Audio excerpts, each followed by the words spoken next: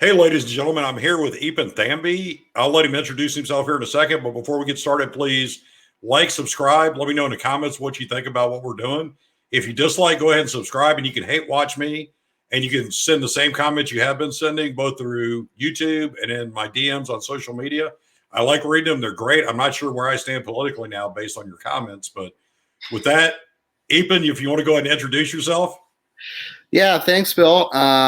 I'm a long-term, advocate, lobbyist, activist for drug policy and criminal justice reform.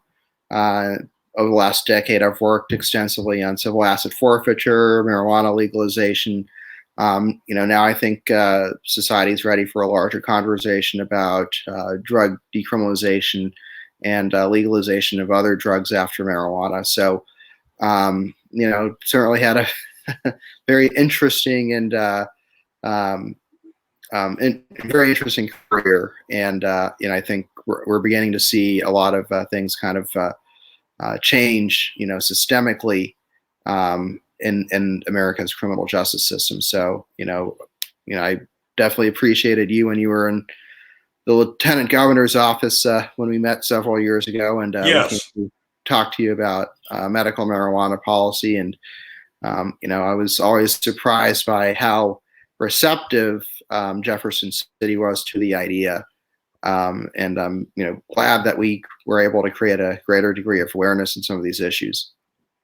Oh no, I agree. And like you said, I was working in the lieutenant governor's office when we met, when you were lobbying for the legalization of medical marijuana, and you had a great emphasis on the ability of veterans to access it. And I'm a veteran, and the one you're talking to, I mean, we can go through. I went through Prozac and Effexor and Klonopin, and I can keep going on a list of stuff they had me on at various times. Yeah. And well, now I'm on vitamins and some sinus medicine, but that's it. At the time, though, I think there would have been value in me had it been available and legal for me to partake in it. I think it would have helped. Yeah, there's no question. I think one of the big issues that we've had, especially with medical marijuana, is that over 40 years, we have had very minimal clinical collection of data and clinical trials, right? I think there's only been one trial that the FDA has approved over the last, generation or so for medical marijuana, and or at least for the whole plant botanical marijuana, as opposed to any kind of processed or extracted product. And that was actually a clinical trial on whole plant smoked cannabis as a therapeutic for intractable PTSD in Air Force veterans. Yes. That was done by Dr. Sue Sisley out of the Scottsdale Research Institute in Arizona. Yeah, and you actually got her to come down and talk to us about it. Yeah, it was crazy. We had absolutely no support from, there was 3 different ballot initiative campaigns that were raising and spending millions of dollars. And we had absolutely no support on bringing in America's leading clinical researcher on marijuana to Jefferson City, because, they didn't want us to get anything out of the legislature. And we actually had a physician, Representative Dr. Jim Neely from Cameron, Missouri, who had created Missouri's right to try statute, which which allows you to access through a regulated framework, unapproved FDA drugs. Yes, I think there was a federal. I think Trump actually pushed through a federal law. Yeah, so we had a proposal in 2017 and 18 sponsored by Dr. Neely, where we would have expanded Missouri's right to try law to include marijuana, to include Schedule I drugs. And then in 2018, Trump, signed off on the federal version of the first step. So yes. There's now a federal analog to Missouri state law that allows for a federally regulated process outside of FDA jurisdiction to access and use drugs that have passed the stage 1 of a clinical trial but have not been fully approved. And that's really been a tremendous step, because the criticism of the FDA is they're just really timid and don't. It takes forever, and it's extremely expensive. It costs like $1 billion to bring an investigational drug to market, right? And Yeah. and the process can be 5 years to a decade very easily, right? And especially with Schedule One drugs like marijuana, you've got plenty of good data, or at least you've got data, but it's not from clinical trial collection, at least not in this country. The Israelis have done a tremendous job of clinical trials and clinical data collection. But yeah, and you actually turned me on to a lot of those studies. And I mean, the Israeli Defense Force actually allowed active duty soldiers to participate in trials for PTSD after the last war in Lebanon. Oh yeah, yeah. The Israelis have, they're one of her most important allies in the Middle East, and it was Israeli scientists who actually identified and extracted, I think, a lot of the cannabinoids that we now realize have a ton of medical value, right? And so they were definitely the pioneers. It was, I think, over $1 billion, maybe $2 billion worth of investment into, clinical trials and medical development in Tel Aviv this year. And we're hoping that some of those resources come to the United States. I've been kind of looking and working with a group called Neom Medic, which is this is an Israeli company out of Tel Aviv that has 12 years of data collection from the Israeli medical marijuana program. So they have an extraordinarily broad and deep data set that allows them to make dosing recommendations and product recommendations for numerous conditions, accounting for comorbidities and polypharmacy, which is that data is gold once you have a company that has is looking to put an investigational drug application in front of the FDA, because now there's data to substantiate a lot of clinical uses for this. And, companies like this Israeli company have it. Yeah, and I like that you brought up the comorbidity, because I know going through VA is generally, if you're diagnosed with PTSD, you're also diagnosed with generalized anxiety disorder, generalized depression disorder, or they make it more specific, but generally you're diagnosed with 2 or 3 things along with the PTSD. And I know the meeting we had with Dr. Sisley, you were able to hand off a thumb drive to me with, it was over a gig of different research reports that other countries had already done research on the effects of marijuana when used in PTSD trials. And they were they all showed great success. Yep. So, hopefully, we're not too far away from a federal policy change on this. Chuck Schumer, the majority leader of the U.S. Senate, has pledged to put a bill on the Senate floor soon. The House has passed in the last year has passed a comprehensive marijuana reform policy. And hopefully we'll see something negotiated between the U.S. House and the U.S. Senate this year. I think what's really interesting is that the Biden administration has done a lot, I think, that's not really getting a lot of recognition right now. But, from the Department of Justice and federal regulatory perspective, we now have an attorney general who is openly talking about why he doesn't think that going after marijuana use is a good use of federal resources. The new Associate Attorney General, Vanita Gupta, who was confirmed recently, is a big advocate for marijuana legalization and decriminalization. You have a Health and Human Services Secretary Becerra from California, who has been an advocate for marijuana, medical marijuana as well. And you have the new DEA nominee, Ann Milgram, who is the former Attorney General from New Jersey. She was actually supportive of the implementation of the New Jersey medical marijuana program in 2009, right? So what I think this kind of all adds up to is I think we're going to see one of two things, maybe both, who knows. But it looks like from the executive standpoint, the Biden administration is beginning to posture in terms of a rescheduling of marijuana from Schedule 1 maybe to Schedule 2 or 3. Who knows? Now, of course, I think the big debate in Congress is, should we move it down a schedule and do it that way, or should we deschedule it like we have done for tobacco and alcohol? So I think I think the window has shifted significantly. In other words, right? I think the most significant debate we're having on this again is, should we deschedule it or should we reschedule it, and how should that change happen? Should it happen through legislation or should it happen through executive action? So.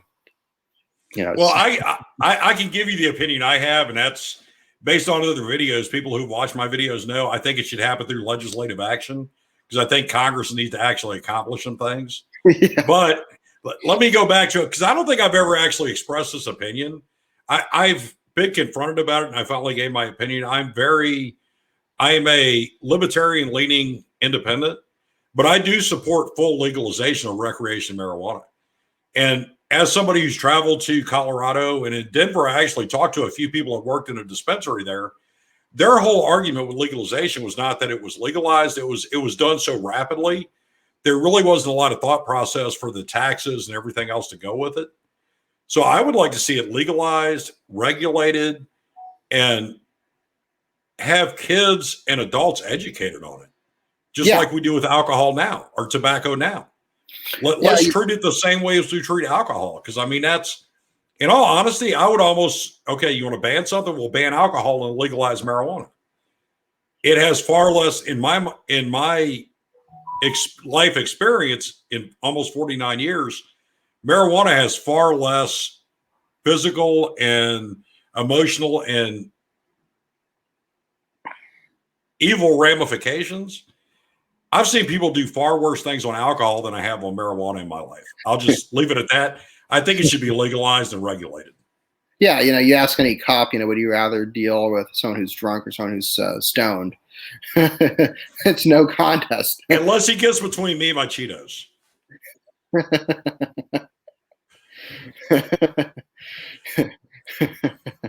Yeah, but I am for full legalization, because I think we're at a point now. We just need to accept, because if you want to go back and you watch all these specials, and there's quite a few of them, the History Channel did one. Basically, the first laws against marijuana came about and dealt with Mexican immigrants bringing it across. Mm-hmm. And then you had in the 20s and 30s, there was, jazz musicians, mostly black and Mexican immigrants. And then in the 60s and 70s, under Nixon, there was, Nixon hated Jews and he hated hippies. Yes. Right? So he looked at drug prohibition as a way to deal with the hippie problem, right? And it was definitely an instrument of a culture war from an earlier generation. Yes. And, what's fascinating is the University of Missouri Historical Society, which is, I think, is it still on the Mizzou campus? I think they moved it to a new building or to a new facility in the last couple of years. But they have a collection from a San Franciscan folk ethno-linguist named Peter Tammany, right? I did not know that. That's something I want to go check out now. Yeah, so this guy he kind of collected media, newspaper clippings, posters, signs, magazines, all kinds of media, print media, over with covering a lot of vernacular, words and ideas that were kind of part of our American English history. Right. So at the Historical Society, they have like probably a tractor trailer full of boxes of like media specific to specific words and phrases that were common in the last 100 or so years. And the collection, I think itself, is primarily composed of media between 1910 and 1984 or 85 when he died. Yeah. But if you pull the box on marijuana and hemp, right, there's like 3 boxes of like media, right? So like it's really extraordinary to see the rhetoric of 1910 and 1920 and 1930 and how it develops through the 40s, 50s, 60s, and 70s, right? Yes. I documented a lot of these a lot of this media. It's a fascinating history. So like I'm here in Kansas City right now, and there's part of that collection. There's union cards from jazz musicians in the 20s and 30s where they're sanctioned for getting arrested for marijuana by the union. There's articles from local newspapers. There's a publication here in Kansas City called the Westport Trucker, right? Kind of a countercultural, I'm actually familiar with it. Right. And I found this op-ed in the Westport Trucker in like 1972, right? So in 72 or so, there was a big crackdown on marijuana in Kansas City, and police came in, arrested all the pot dealers and growers in Westport, which was kind of a historic center of drug culture. And there's this op-ed in this newspaper, the Westport Trucker, talking about how after they removed all the potheads in Westport, the heroin dealers came in, right? And talked about this shift from marijuana usage to opiate usage. And it was like you could take the dates and place names and names of certain people out, from the 1970s and replace them with current day names and dates, and it would be very relevant today, right? Yeah. When you think about it, you have opiate epidemic kind of on a generational track. You had opiate epidemic in the 30s, you had it in the late 60s, early 70s. You had it, in the last decade, right? And especially in terms of pain management and medication, for that has wide applicability to a number of conditions that involve chronic or acute pain, right? The use of marijuana as an analgesic is typically considered very safe, right? But yes, you take these options away from people, and they go to much more dangerous drugs, which, I think I think the opiate epidemic of the last decade has had a lot to do with how we think about drug policy, right? Because number one, it has really given us America a perspective on what dangerous drugs are, right?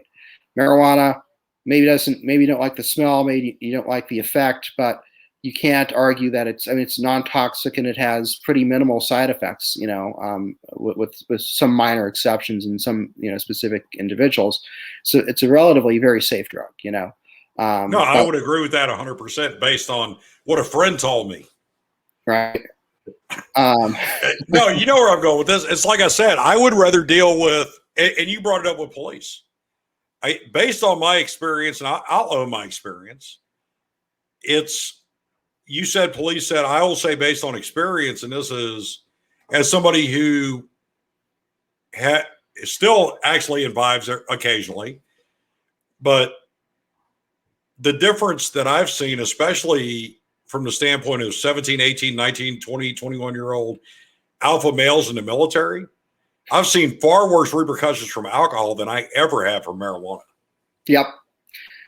And to kind of go back to that point, I think law enforcement, after 20 years has realized, you can't arrest your way out of opiates. You can't arrest your way out of methamphetamine, right? Oh, you're talking about part 2 with criminal justice reform, because we're definitely going to get into that one. Yeah. And so, I think so. Like these kind of underlying trends, I think, have had a lot to do with how marijuana has gotten so widely accepted. There's a poll that came out, I think, a month ago from Pew Research that shows between medical and recreational marijuana support, 91% of Americans support some kind of legalization. I mean, Yeah, that was about a month ago. I know exactly what report you're talking about. I mean, can you think of any other issue in American society that has 91% agreement? Kittens and puppies are cute. That's about it. Yeah. And I think we'd be lucky to break 90% on that one.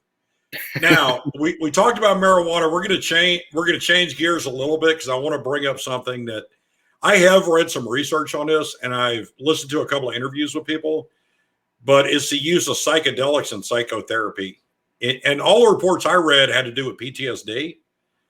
But what surprised me was the fact that every single report I read had over a 90% success rate.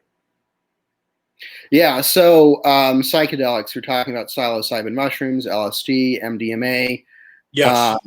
There's the African root, iboga, which is a very powerful psychedelic, ayahuasca, which is kind of coming into vogue. And ayahuasca is the one I've actually researched the most out of all of them. That's 5-MeO DMT primary psychedelic there, right?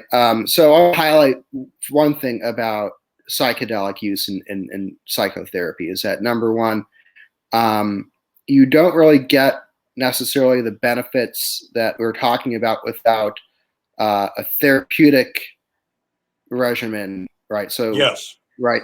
So you can take a psychedelic, but you have to do what's called integration therapy, right?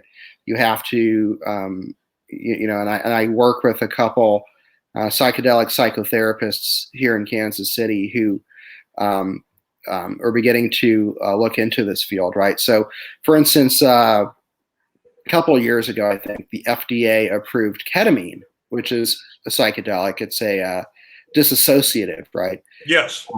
So FDA has now approved ketamine for I think PTSD or trauma therapy or no, refractory depression is what the approval is for. Can we pause for 1 second? Sure. Okay, so ketamine, for anybody that's out there listening and my subscribers that don't know, is on one hand is considered a tranquilizer used by veterinarians, but it is also used by special operations medics in the military. So ketamine is in general use in various places. This is just an additional use that they're coming up with for it. Yeah. I just wanted to explain that real quick. Yeah. So the FDA now has approved ketamine for refractory depression, right? So you can go to a physician, you can get a ketamine prescription. I've heard of injection-based therapies. I've heard of oral therapies, so like a pill or a tablet. Yes. Right. And then you go to a psychotherapist and you you consume the ketamine or you get the IV or whatever, right? And after you come out of the dissociative state, you do kind of a integration talk therapy, right? Because you've had an experience where you're, the word psychedelic itself, I think, is really interesting, right? Psyche in Greek is. Go ahead. Yeah, psyche in Greek means mind, and delos, which is the other half of the root, is to reveal. So, psychedelic literally means mind revealing, right? So, I'm the science of psychedelics is, I'm not a scientist, but these drugs have, I think, profound capacity to, to give your brain new pathways of growth and healing, especially in trauma therapy, right? But I want to point out, another study that came out a couple of months ago. So MDMA, commonly known as ecstasy, right? It was used by psychotherapists in the 60s, 50s, and 60s, I think. And then in the 80s, actually, it was up until the 80s. And I remember when MDMA was still available in liquid form in nightclubs in the late 80s. Yeah. I'm actually old enough to remember that part. So yeah, became known as a party drug in the 80s, and that's why they banned it. But yes, FDA recently has indicated has given it breakthrough drug status as well in the last year, and so I think it's just a matter of time before they reschedule it and make it legally available. But I think 2 months ago, a British researcher from London published a study indicating that MDMA is a breakthrough drug for alcohol use disorder, right? And so you got to think about this. In modern medicine, we still do not have a viable therapeutic regimen for alcoholism.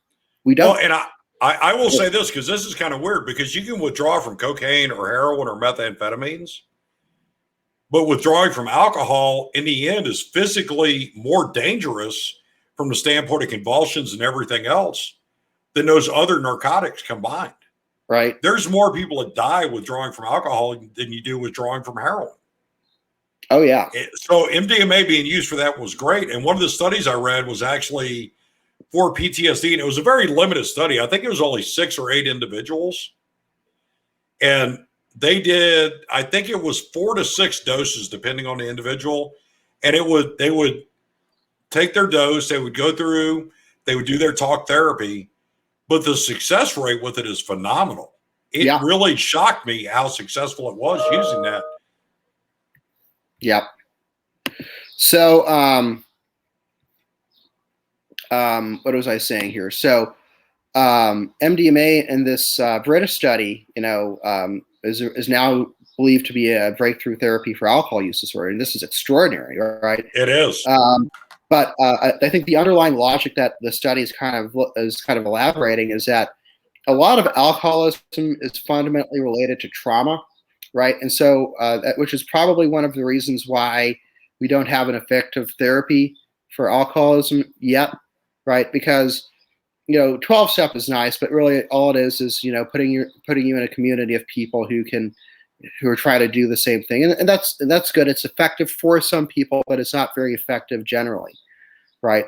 But if you can treat the underlying trauma issues, then people don't feel the need to self-medicate with alcohol, right? And so I think that's the underlying logic of why MDMA and other psychedelics, psilocybin or LSD, have such great potential for reducing severe alcoholism. Well, no, I mean, I think you're right. I think if we don't address the baseline issue that led to, and it's not just alcohol, but it's any narcotics use, generally there's a baseline issue that led to people self-medicating. And if that does, and we don't do a good job of addressing that. And as men, it's not accepted sometimes that they actually attempt to address that baseline issue. Yep. So, and then you have, there's a lot of, Oregon last year legalized psilocybin for therapeutic uses, right? So now they're implementing this law that will allow people to grow and access legal psilocybin mushrooms, which are also recognized. Psilocybin is now recognized also by the FDA as a breakthrough PTSD therapy. So I'm pretty hopeful for rescheduling, and I'm pretty hopeful for further action at the state level. So in Washington State, there is a lawsuit actually against the DEA, because the federal right to try statute, which Trump signed, actually does not have an exclusion for Schedule I drugs. So the way the statute reads is that you should be able to use a Schedule I unapproved drug, which the definition of Schedule I is has no accepted medical use or utility and high potential for abuse, right? Which, first off, I think we're now in a point in society where we realize that many of the drugs that we've put in Schedule I are miscategorized. Like marijuana is the obvious example. No, that's the example I was going to use. That marijuana is on the scam schedule as heroin or methamphetamines. Right. And think about cocaine. Cocaine is actually Schedule II, right? Yeah. It's approved as a topical anesthetic, especially in eye surgeries, right? But to think that marijuana federally right now has a status of, is not approved for anything is unbelievable, right? But to go back to my point, all these Schedule I psychedelic medications, I think we're at a point where, the conversation is opened up significantly at the FDA level in terms of rescheduling. So I'm very hopeful to see that happen. Well, I would agree with you on that because all the studies I've read, I mean, about 3/4 of them are what you gave me when I was still at the Lieutenant Governor's office, but other ones I've looked up since then, like the MDMA study with veterans dealing with PTSD.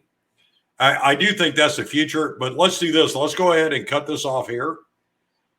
And ladies and gentlemen, stay tuned for part 2 because we're going to talk about criminal justice reform, which is where we'll get more into we'll actually address some of the issues that lead people to prison. But subscribe, let me know in the comments what you think. If you dislike, go ahead and hit dislike, subscribe. You can hate watch and tell me in the comments or in my DMs what you think. But on the other hand, if you're going to talk about my guest, Epan, be nice, be civil. And with that, Epan, hopefully you'll stick around and we'll do the criminal justice reform video. Sounds good. Thank you, Bill. All right, everybody have a good evening.